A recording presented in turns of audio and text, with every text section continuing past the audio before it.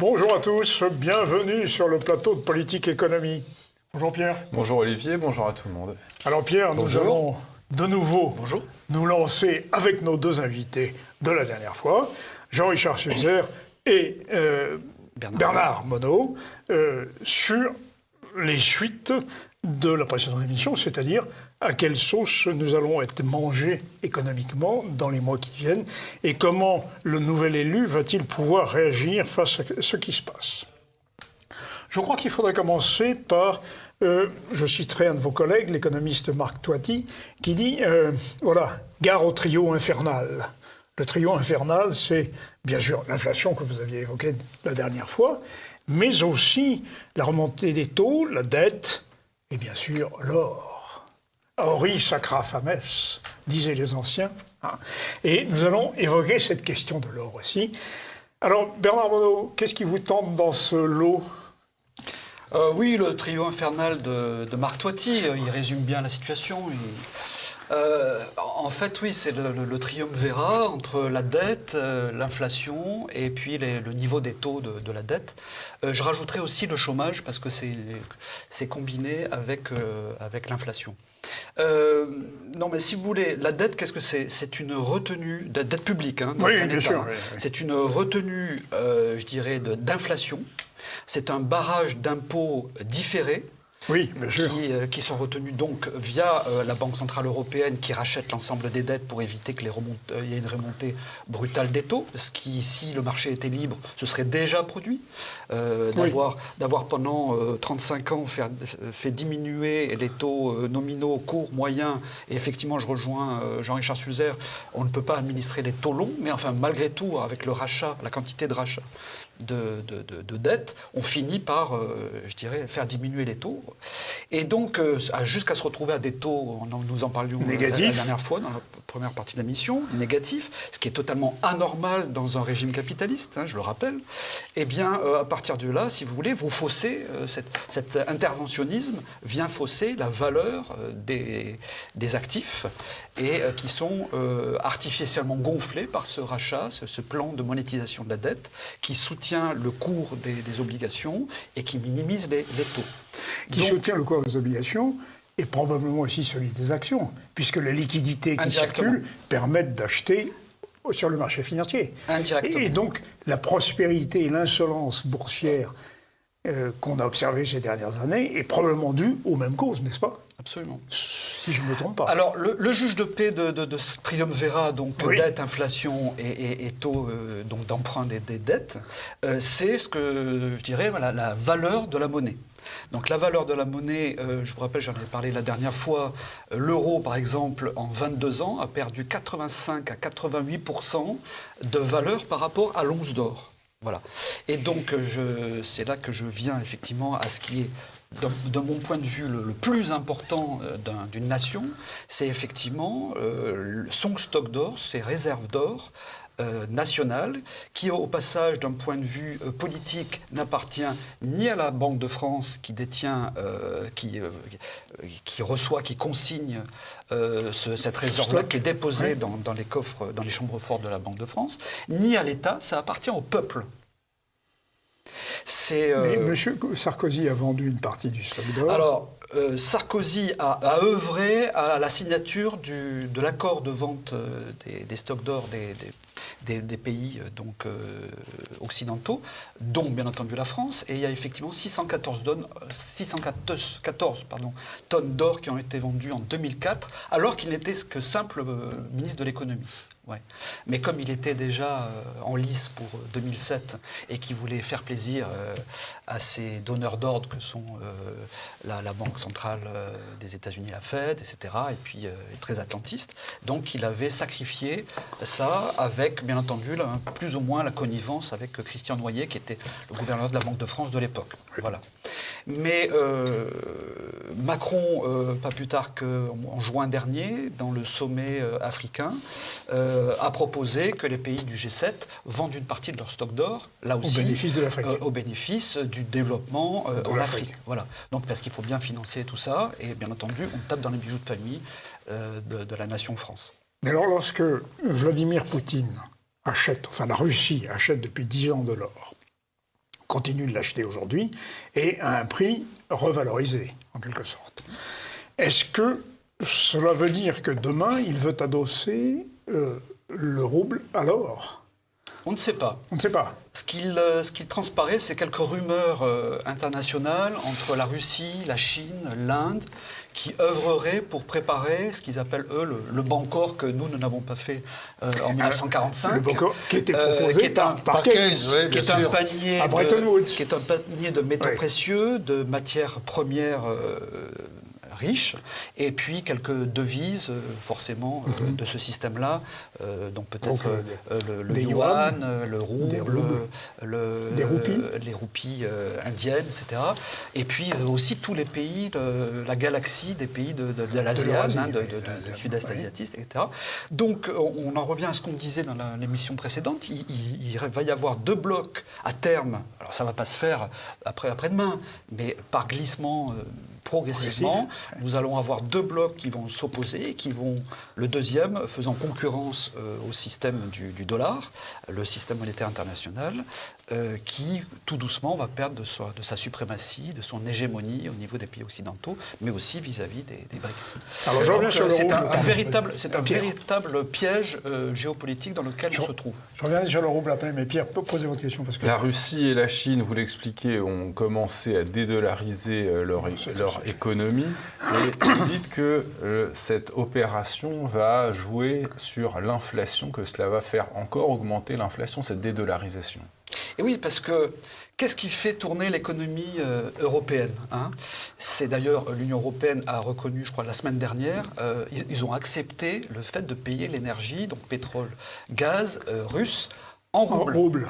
C'est le coup que nous ont fait les États-Unis en 1945, c'est-à-dire on vous impose notre monnaie au niveau de tous les échanges commerciaux mondiaux, internationaux, et en contrepartie, on adosse ça à de l'or, donc as good as gold. Et donc voilà, c'est pour ça que c'est si important, justement, l'or. Et c'est bien pour ça que depuis le premier coup de semonce 2008, qui est, je dirais, la préfiguration de la banqueroute qui arrive à terme, c'est effectivement l'achat de quantités importantes et non communiquées, hein, comme savent le faire les Chinois et les Russes habiles, eh bien, en Russie, en Chine, en Inde, ils ont acheté des quantités d'or très importantes sur les marchés occidentaux. L'or occidental est en train de passer à l'Est. Voilà, c'est ça qu'il faut retenir d'un point de vue historique. Et c'est ça qui va être, je dirais, le fer de lance des décennies à venir. C'est-à-dire qu'ils vont rétablir la suprématie de l'or au travers de leur devise, donc le yuan, le rouble. Alors, si je vous comprends bien, si nous voulons acheter en Chine, il faudra que nous payions en yuan, en rouble, comme c'est déjà le cas, ou en or, ou même en roupie. Ce qui fait que nos réserves, comme on est piégé parce qu'on a besoin d'énergie pour notre économie, pour soutenir la croissance économique, etc., eh bien nous allons nous déposséder en fait, de nos réserves d'or progressivement et on en sera pris à notre propre piège. Mais nous resterons... À cause des sanctions contre la Russie. De l'Union européenne d'abord, depuis 8 ans. J'ai été l'un des rares députés européens à avoir déposé 2 résolutions, à la demande d'ailleurs d'une entreprise française, donc je tairai le nom, quand j'étais allé à Moscou, qui avait demandé d'intervenir pour la levée des sanctions de l'Union européenne contre la Russie, car cette entreprise française souffrait aussi de ça. Et à partir de là, si vous voulez, les sanctions de l'Union européenne depuis 7-8 ans maintenant se retournent en effondrement contre notre propre économie. Mais ça va se poursuivre. Vous évoquez la notion de banqueroute. Comment on va vers la banqueroute? Ça se produit comment une banqueroute? De mon point de vue, on pourra en discuter avec Jean-Richard. Moi, je pense que tu as d'abord un krach obligataire. Ah oui, c'est ça. C'est-à-dire que la remontée des taux avec les banques centrales qui vont finir par pousser les taux directeurs pour rattraper les taux, les taux d'intérêt. Voilà. Donc ça va décoter la valeur des obligations actuelles et par effet boule de neige, ça va dégrader la valeur du portefeuille de dette. Alors ce qui est plutôt intéressant du point de vue de l'inflation, parce que l'inflation rône la valeur de la dette, donc il y a quand même des effets positifs, mais de l'autre côté, nos créanciers vont se retrouver floués par la décote du cours des obligations. Mais est-ce que cette rebondée des taux va réellement se produire puisque... Elle a déjà commencé. Depuis un an, à la marge. on a pris ce qu'on dit en finance, environ 150 points de base, c'est-à-dire 1,5 point de remontée, oui. voilà, de taux de l'OAT 10 ans et remonté on va dire en un an à peu près depuis début 2021 d'1,5%. C'est le début du commencement, car l'inflation, ce qu'il faut bien retenir, il y a les taux nominaux moins l'inflation, ce sont les taux réels négatifs qui comptent. C'est ça que les gens doivent avoir en tête. Taux réel négatif. Nominal moins inflation. Absolument. C'est ça qui est le déterminant à l'heure actuelle, depuis le début de l'été 2021. Les gens devraient retenir. Et ça favorise énormément la valorisation de l'or. Jean-Richard Schulzer, vous vouliez Est-ce que je ajouter? peux donner un conseil à vos téléspectateurs? Mais bien sûr. Alors, si vous avez des obligations à taux fixe, eh bien, vous vous en débarrassez. Parce que, je vous expliquerai pourquoi, les taux vont monter et vous allez vous faire plumer. Achetez plutôt des obligations à taux variable, il y en a encore, ou encore mieux, des obligations indexées sur l'inflation, les OATI. Il n'y a pas à hésiter un seul instant face aux dangers qui se présentent. Est-ce que je peux vous expliquer pourquoi la valeur des obligations va être écrabouillée? Est-ce que vous voulez que je fasse une petite explication tout de à fait. texte? Oui, Voilà. bien sûr. Vous avez, cher ami, des obligations entre les mains à 2%. Elles valent 100 €. Tout à coup, l'État en émet à 6%. Bon, est-ce que vous croyez que je vais acheter vos obligations à 2%? Non. Non. Le taux de rendement exigé sera de 6 sur les obligations nouvelles. Mais vos obligations, est-ce qu'elles vont me rapporter 6% si j'achète? Oui, parce que je vais les acheter décotés. Voilà. Au lieu de les acheter à 100, je les achèterai 33. Et comme ça, elles me rapporteront du 6%, et la vie est belle. Alors vous me direz, oui, mais heureusement, on passe au point suivant, parce que je complète ce que dit Bernard Monod, mais je fais une petite explication de texte, pour bien voir où les épargnants mettent le nez. Je ne vous dérange pas là-dessus. Au contraire. Voilà. Si jamais vous avez des obligations Stellantis, Oui. vous allez dire, je vais prendre des actions Stellantis. C'est de la tôle, c'est du solide.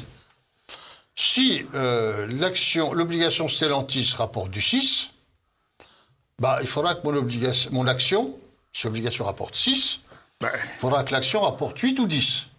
Parce que l'obligation et l'action courent un même risque. On y viendra. Parce que ça, on est friand de ça, enfin, on est intéressé par ça, c'est ce qu'on appelle le risque de faillite, le risque de défaillance, mais en plus, l'action, elle court un autre risque, qu'on appelle le risque économique. Oui. C'est que Stellantis survive, les obligations continuent à faire le jus, et par contre, Stellantis n'est plus bénéficiaire et ne distribue plus de dividendes. Allez, je vais me résumer. L'abeille fait le miel. La vache fait le lait. L'obligation fait le coupon. L'action fait le dividende. Voilà. Je vais faire la parenthèse. C'est très bon. J'ai très pédagogique. Très bien. Merci beaucoup. Alors, donc... Et juste pour aller plus loin Bernard par Monod. rapport au professeur Sulzer, c'est que d'un point de vue très concret pour vos téléspectateurs, c'est le portefeuille des contrats d'assurance vie que détiennent majoritairement les Français qui est en obligation. 80% est en obligation dans le bilan des compagnies d'assurance. Et les compagnies d'assurance vie aujourd'hui sont arrivées au bout du processus. C'est-à-dire que les taux vont remonter. Ils ont des obligations à taux fixe, comme l'a très bien expliqué Jean-Richard Sulzer. Et donc, c'est pour ça qu'aujourd'hui, vos téléspectateurs qui sont en fonds euros dans les contrats d'assurance vie doivent s'en séparer. Ouais. Ou au moins faire un arbitrage, éventuellement à minima, sur les unités de compte, actions ou autre chose, mais voire quitter carrément l'assurance vie, fuir, en particulier investir dans les fonds. Je renchéris sur l'arnaque. C'est la diversification. Qu'est-ce qui se passe avec les obligations pourries? On a dit, mais on va diversifier. C'était le cas il y a 20 ans aux États-Unis.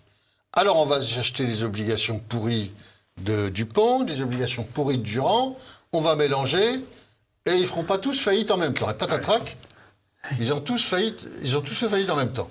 Si vous mettez des obligations à taux fixe, vous les mélangez avec des autres obligations à taux fixe et un troisième panier d'obligations à taux fixe, vous serez totalement à taux fixe.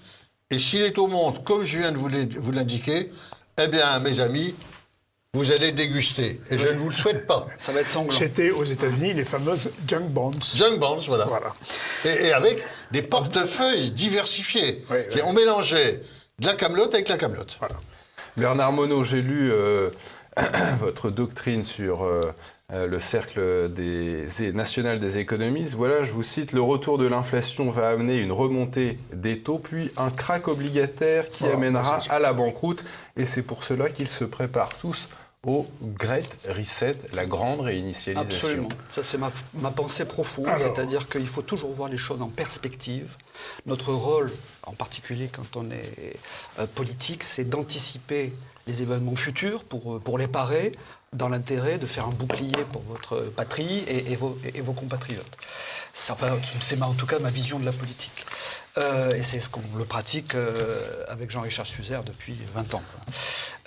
Et donc, on peut quand même dire aussi que pendant quelques bonnes années, on a fait les programmes économiques de Marine Le Pen. C'est vous dire qu'on a souffert. Qui n'a jamais été suivi. Donc, pour en revenir à ce que vous dites, oui, le Great Reset, moi je vois qu'il est en train, on n'est pas tout à fait d'accord avec Jean-Richard Suzer là-dessus, sauf que là c'est très factuel. Le patron du Forum économique de Davos, M. Klaus Schwab, a écrit un livre qui décline exactement le processus, avec cynisme d'ailleurs, de ce qui va arriver. C'était grosso modo, moi ce qui m'a le plus choqué, c'est qu'il nous prépare au régime communiste, c'est-à-dire dans 10 ans vous serez plus propriétaire et vous serez heureux de l'être. Oui. Enfin, je ne sais pas si les gens imaginent. Oui, c'est ce qu'on peut voir sur le site du Forum économique. Absolument. Sauf que ce n'est pas une vue de l'esprit, c'est une réalité. Moi, j'ai analysé ça d'un point de vue politique depuis les 2 dernières années. Je vois le Great Reset en 4 actes. Le premier acte, on peut ne pas être d'accord ou pas, c'est ce que j'appelle moi le corona-Libye ou le climat-Libye. C'est-à-dire qu'on prend un sujet qui existe, avéré, et puis on l'utilise à des fins politiques pour faire passer justement la création de dettes et de déficits pour justifier de continuer la corruption. Le corona et le climat. Et le climat Libye via la transition énergétique qui va nécessiter des centaines de milliards et des centaines de milliards. Leur unité de mesure, c'est la centaine de milliards. Oui. Au niveau de l'Union européenne, au niveau des États membres, c'est regardez le plan de relance européen, c'est 750 milliards d'euros. Voilà. C'est bon. Donc, à partir de là, si vous voulez, Corona-Libye, Climat-Libye, acte 1, déjà, on prépare aussi la population, au passage, à bien obéir, à être docile et à accepter tout un tas de mesures. Le deuxième acte, que j'anticipe, puisque j'en ai fait un livre, c'est la banqueroute proprement dite, c'est-à-dire l'effondrement effectif donc, du système monétaire international via le système bancaire dans la zone euro, en France, moyennant quoi nous avons perdu notre souveraineté bancaire puisqu'elle est aujourd'hui dans les mains de technocrates à la Banque Centrale Européenne à Francfort. Le jour où il y aura une faillite de leur banque, les clients français s'en apercevront. Le troisième acte, c'est la mise sous contrôle et la surveillance de la population qui va commencer à rentrer en rébellion. Émeutes, insurrections, etc. Regardez ce qui se passe à l'heure actuelle en Chine, à Pékin, à Shanghai, avec les confinements massifs. Oui, mais ils ne bougent pas. Les Chinois ne bougent pas. Hein. Bah, pour le moment, ils ne bougent pas. Mais bon, en tout cas, c'est une réalité. Et quatrième acte, c'est le rêve fou de ces psychopathes de mettre en place un nouvel ordre mondial où ils continueront à garder le pouvoir et en soumettant l'ensemble des populations à un nouvel ordre mondial avec ce qu'ils appellent eux le gouvernement mondial. Donc vous avez lisez Attali, lisez les uns et les autres, les Soros et compagnie, les Bill Gates, ils sont tous en faveur de ce processus que je viens de vous décrire, alors qu'on appelle Great Reset en anglais, en français c'est la grande réalisation du capitalisme. C'est bien que le capitalisme est arrivé au bout du bout, et donc ils vont passer dans un nouveau régime, un nouveau système. Et donc si vous voulez, c'est ça qui est extrêmement dangereux et que les citoyens n'ont pas pris la mesure de ce risque majeur. Et à ce titre, vous ne parlez pas de troisième guerre mondiale militaire, mais de troisième guerre mondiale monétaire. Absolument. Ça rejoint un petit peu ce qu'on disait Oui, auparavant sur sur la montée l'effondrement des devises, du SMI, etc. La troisième guerre mondiale a déjà commencé. Quand vous cherchez à dédollariser, c'est bien pour ça que les États-Unis, via l'OTAN et via l'Union européenne, sont en train de se concentrer sur l'Ukraine et qu'ils ont fait des provocations depuis 8 ans auprès de la Russie jusqu'à ce qu'ils réagissent. Bon. Donc ça n'excuse pas, bien entendu, l'attaque, l'agression de Poutine. Et la France sera entraînée dans ce c'est un processus à cause de la soumission du chef de l'État aux intérêts Bien sûr. des États-Unis. Atlantiste, et aussi de l'Union européenne, qui elle-même est alignée sur Washington. Alors, néanmoins, je vous ferai quelques Ouais, objections. on va un peu loin dans la géopolitique. Oui. Alors, je reviens justement à la question. Bon, le coronavirus, le virus était quand même une réalité. Oui. De même, le réchauffement. Oui, oui. Enfin, le réchauffement climatique d'origine anthropique, c'est déjà une autre question. On ne va pas rentrer dans ce débat-là. Mais il y a ces problèmes. Mais c'est une réalité. Voilà. Alors, est-ce qu'il y avait une autre façon de les traiter? C'est ça la question. C'est que la démocratie s'en est emparée, bon, comme levier en quelque sorte. Alibi, comme levier de pouvoir. Vous avez dit prétexte alibi. pour créer de la dette Ouais. et pour continuer à se maintenir au pouvoir, pour endormir les citoyens, Autrement dit, en achetant notamment leur vote. historiquement, on peut considérer que la pandémie ou éventuellement le problème du climat sont des leviers de pouvoir, comme le furent par exemple la classe ouvrière dans le monde industriel occidental qui a permis aux marxistes d'arriver au pouvoir.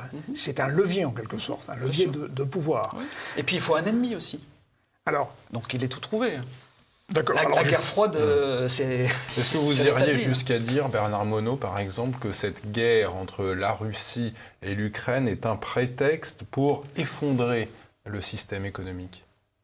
Non, c'est un prétexte pour le clan occidental, l'OCDE, et en particulier à sa tête les États-Unis, de conserver la suprématie et l'hégémonie du dollar sur le monde occidental, sur le commerce international.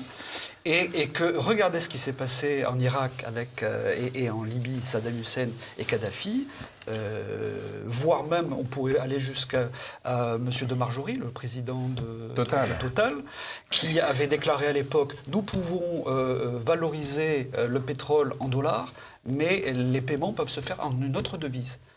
Il a dit ça 3 mois avant sa disparition. Alors évidemment, c'est un problème. Pourquoi est-ce que ce camion se trouvait sur la piste de son jet? En Pas de Russie. chance. En Russie. C'est la faute à pas de chance. Oui. Mais- Curieusement, en Russie. Ouais. Oui, bon, je crois qu'il faut vraiment se méfier des appréciations trop globalisantes. Quelle serait la réaction de la France si on reconstituait le pacte de Varsovie et que on installait des têtes nucléaires et si on faisait rentrer la Suisse dans le pacte de Varsovie? On réagirait. Oui. Et la Russie, depuis la chute de l'URSS et du communisme, est affaiblie. C'est un pays qui, on discute, est-ce que c'est une fois ou une fois et demie, a la puissance économique du Benelux. Oui. Faut quand même pas charrier. Hein. Les Américains, voyant que c'est un pays surarmé, essaient de pousser et ils essaient d'étendre les frontières de l'OTAN, de leur zone d'influence, Ce qu'ils ont fait. à l'Ukraine. Il y a 15 ans, j'ai discuté avec Tadeusz Mazowiecki, qui était un des leaders de Solidarność, qui est ministre des Affaires étrangères, il m'a dit « Le problème qui va se poser à terme, c'est l'Ukraine. Ça n'a pas loupé. » C'était la Biélorussie, pas encore.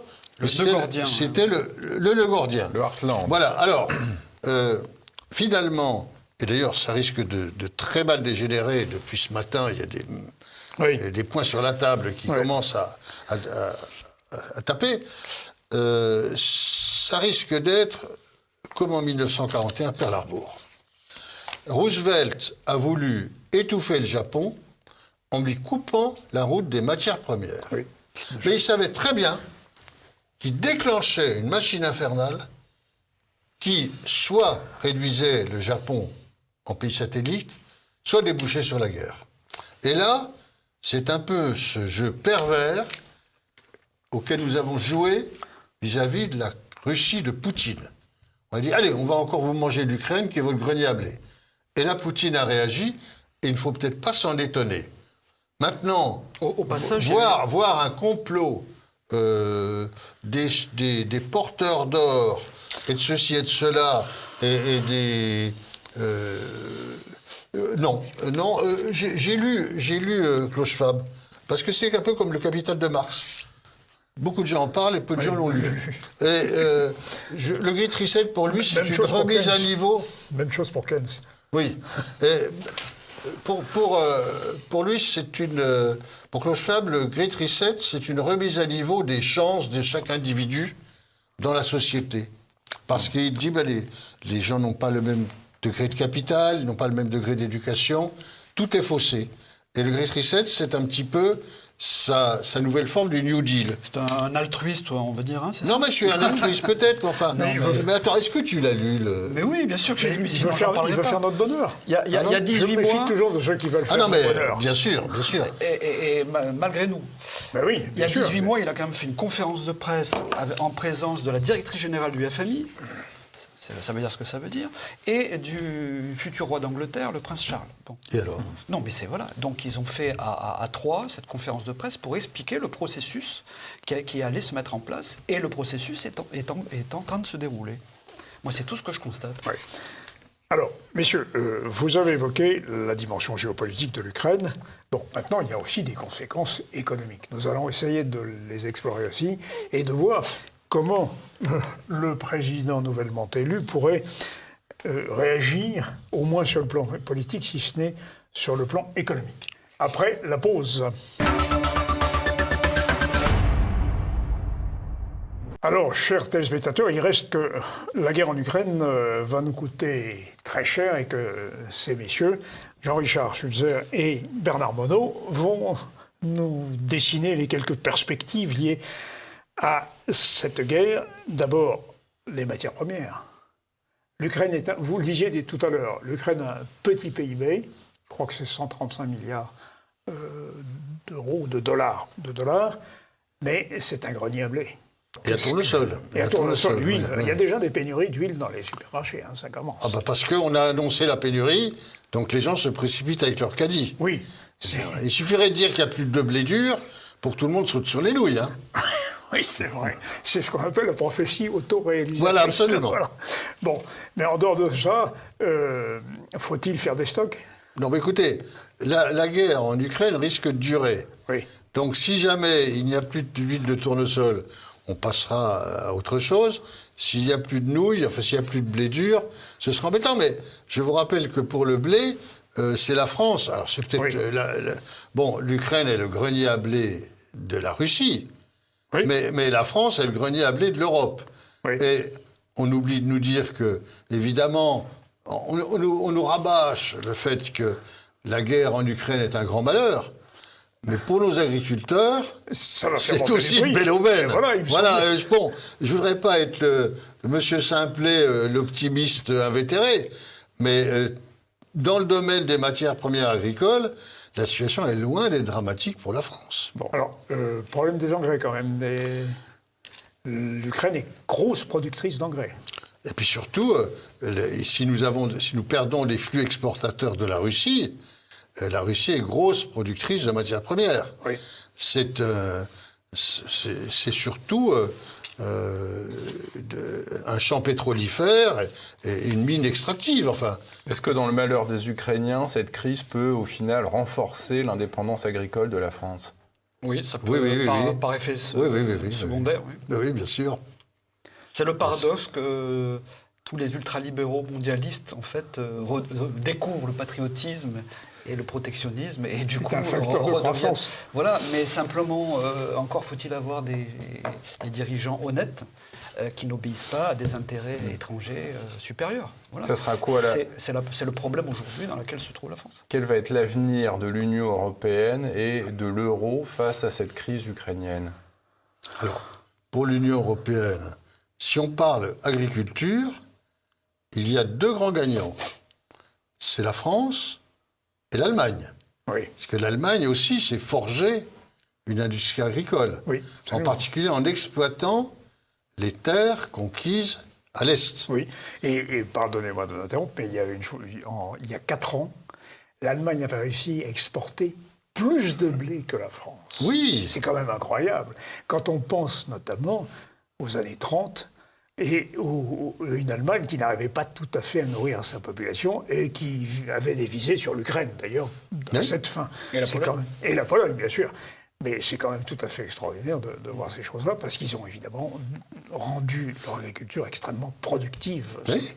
Alors que leur surface agricole utile est plus petite et les terres sont moins bonnes. C'est quand même extraordinaire quand on y pense. Les perdants dans la guerre, les perdants économiques, je Oui. parle, dans la guerre en Ukraine, ce sont évidemment les consommateurs des pays non producteurs, Oui. des pays du Club Med, d'abord, ensuite des pays en voie de développement, qui vont trinquer.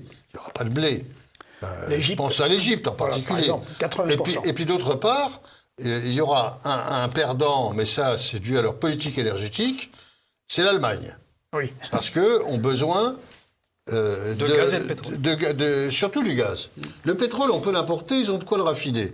Le pétrole, le gaz, ils peuvent recourir au gaz liquéfié, si on ferme les vannes de Nord Stream, mais le gaz liquéfié, il faut des stations pour le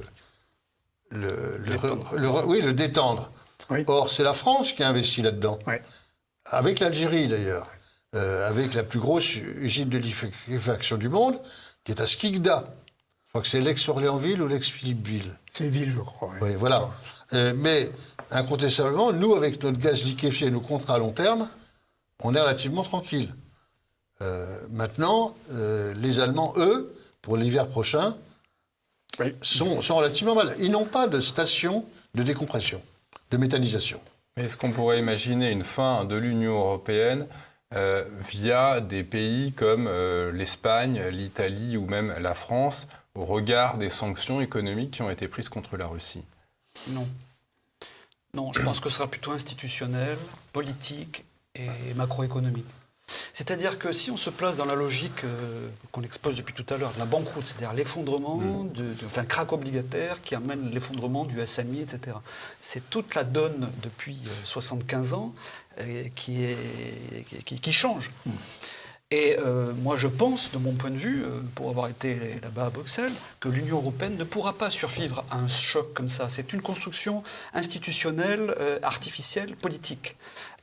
L'Union européenne n'est pas l'Europe. L'Europe, Oui, elle bien sûr, survivra bien sûr. toujours. Oui. Mais l'Union européenne ne survivra pas à un choc. Pourquoi? Parce que quand vous avez un pays qui est en cessation de paiement, ou en tout cas en grande difficulté au niveau des budgets, des déficits, etc., vous croyez qu'on va continuer à payer 26 milliards de contributions de la France au budget de l'Union européenne tous les ans? Tous les ans. Vous avez fait le cumul depuis 30 ans, depuis Maastricht.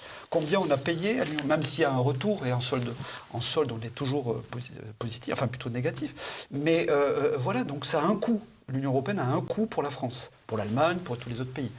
Mais donc ça, il y a un choc. Et puis après, il y a l'effet, effectivement, économique et monétaire, donc de la zone euro.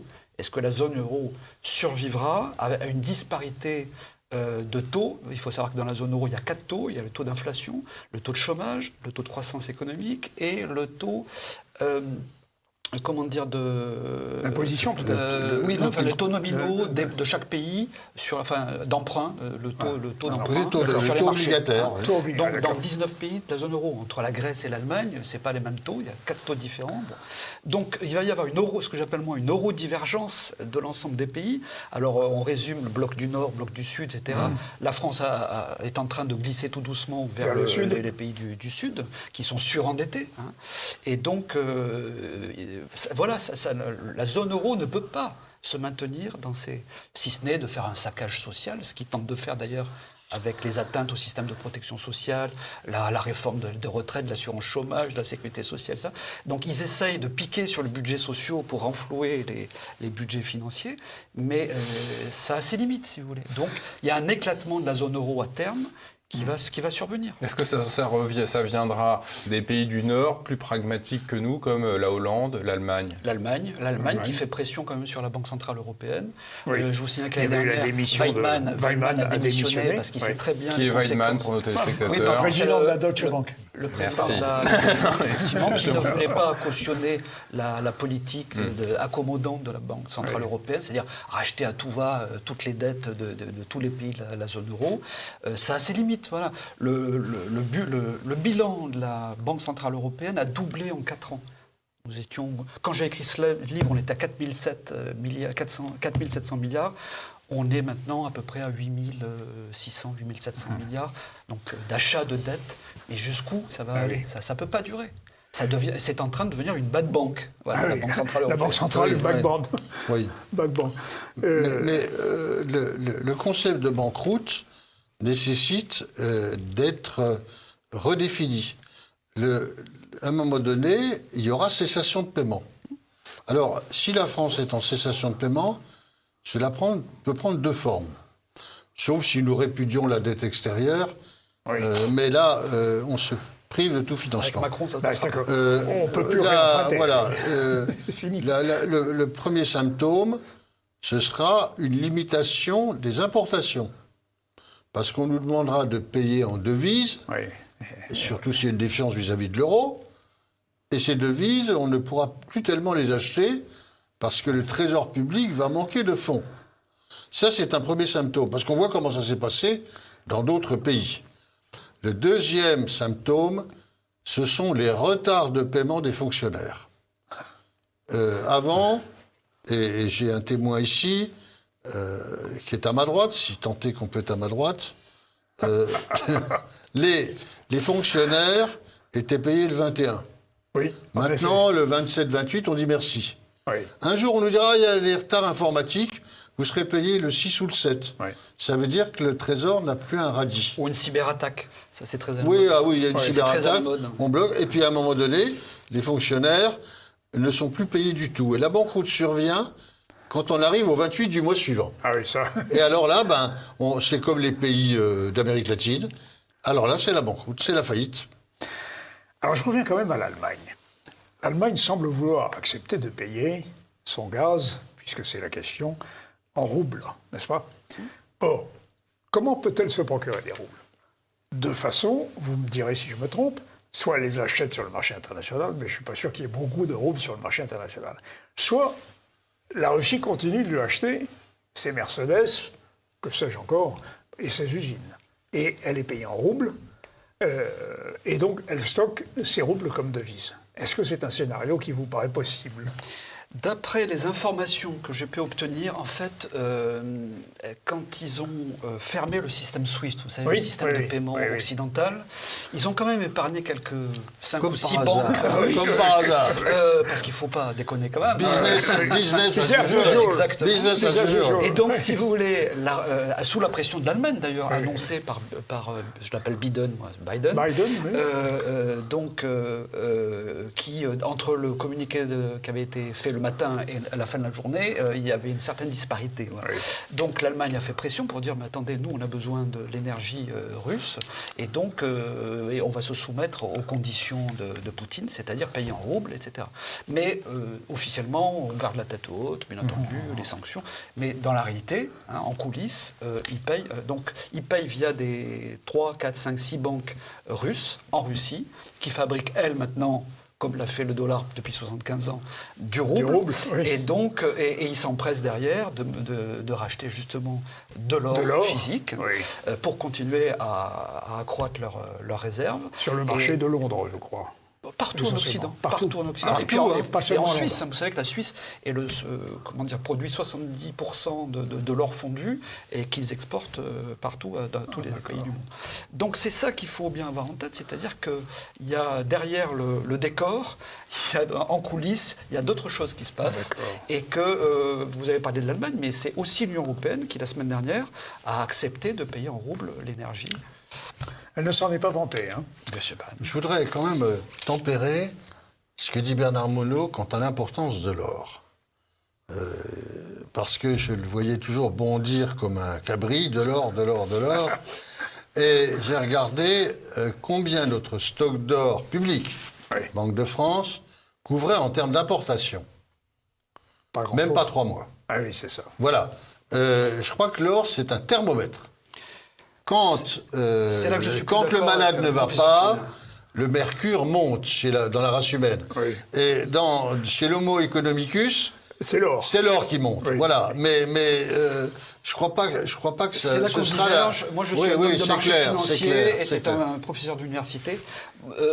Donc, théorie et pratique. Moi, je dis aujourd'hui, il a raison si la constante du prix de l'or reste à grosso modo Oui. $2 000 l'once. Oui, alors Mais disons, s'il augmente. si vous passez dans 5 ans à 10 000, 15 000, 20 000 dollars l'once, c'est-à-dire c'est le prix qui va faire, Ouais. compte tenu de la rareté, c'est le prix Oui. qui va faire la richesse. Bien sûr. Et donc, du coup, je vous signale que il y a eu une modification qui est passée totalement inaperçue dans les bilans des banques. Il y a les accords de Bâle, je crois, qui ont modifié le statut de l'or dans les bilans des banques. Et elles ont intérêt aujourd'hui à garnir leur bilan. Je parle des banques commerciales, mais Oui, aussi oui, alors. les banques Centrales. Et à partir de là, si vous voulez, c'est pas par hasard si ils poussent en fait à remplir les bilans Malgré tout, de quantité d'or physique. Hein, physique. Vous pariez sur une hausse. Vous multipliez de par l'or. 10 la valeur Oui, du prix bien sûr. d'aujourd'hui, ça change tout à fait la donne. On a un Aujourd'hui, an d'exportation au lieu de 3 ça mois. pèse 145 milliards, la réserve d'or pèse 145 milliards, Oui. elle peut peser 1500 milliards dans 8 ou 10 ans. Oui, mais vous n'ignorez pas non plus que l'or est passé par des hausses et des baisses constantes. Et que dans le long terme, le rendement de l'or, c'est 0%. Et là, C'est on l'actif reconnaît de bien- couverture. Mais ça protège du taux d'intérêt réel négatif. là, on voit Jean-Richard. bien la relique barbare telle que l'avait formulée Keynes. Oh, mais ça, Mais ce ce sont des sont des formules. racines Oui. paysannes. Ce hein, sont des c'est- formules. oui. Alors, si ça ne vaut rien, pourquoi les États-Unis et l'Occident ont réclamé Première Guerre mondiale, Deuxième Guerre sûr. mondiale, de payer ces réparations de guerre en En or or, physique. bien sûr. Pourquoi Mais j'ai Si même c'est fait- pas j'ai un même fait actif un- politique. Je vais faire un petit bouquin là-dessus. Car Oui. l'or est un actif politique. Je sais. Oui. Oui. On voit que la situation va rapidement évoluer dans les semaines et dans les mois à venir. À quoi va ressembler la vie des Français dans un an? Compatriotes. Ça sera quoi, la vie Les des riches Français? seront pauvres et les pauvres vont souffrir. Avant, vous pensez? Peut-être pas dans un an, mais dans moins de 3 ans. Ça sera quoi? Ça sera on Misère paiera sociale, misère sociale. le kilo de pâtes 10 fois le prix. Misère sociale à cause de l'inflation, voire Vous êtes sur l'hyperinflation. une logique radicale. ça, Et parce que- le système bancaire de la zone euro est français en grande difficulté, pour pas dire en faillite. Donc déclenchement de l'union bancaire via la Commission européenne avec la Banque centrale européenne qui dira on va renflouer avec l'argent sur les dépôts comptes. et dans l'épargne dans les banques. Et parallèlement, il faut aussi parler de la loi Sapin 2 sur les contrats d'assurance Oui. vie, sur l'assurance vie, article 25, qui a les Ça sent le sapin. qui a même les mêmes c'est moi qui le disais, qui a les mêmes attributions que la directive de l'Union bancaire européenne. Oui, oui, Mais ça c'est tout l'arsenal légal. Et puis il faut aussi rajouter ce qu'ils ont sorti un décret en catimini le 2 ou 3 juin dernier, c'est le rétablissement